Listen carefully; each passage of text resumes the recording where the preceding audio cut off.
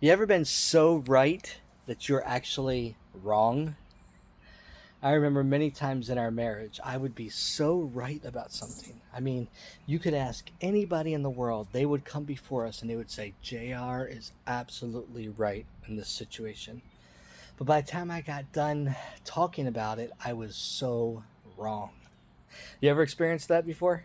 And I was wrong, not because I was wrong on the issue, but because of the way I handled it, the way I dealt with it, the way I allowed it to get a hold of my emotions and the anger and frustration about it, and the way I treated my wife. Um, in fact, this just happened. A few moments ago, this just happened. We were having dinner, and the situation doesn't really matter, but I'm going to tell you anyway because I know I'm right, but it doesn't matter. I was talking to my daughter, and my daughter said, she said something, and she mentioned my one aunt's name by her first name, and I said, "Well, that's Aunt so and so."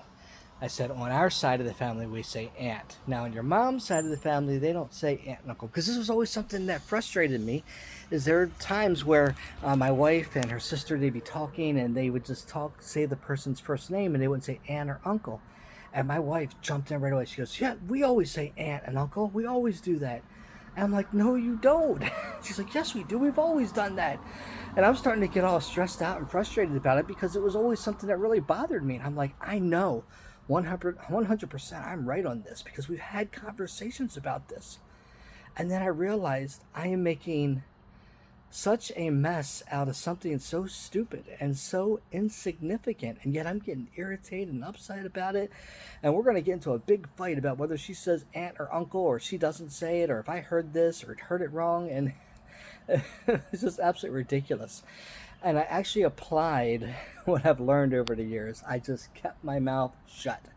And I said, you know what? It doesn't really matter. I love you.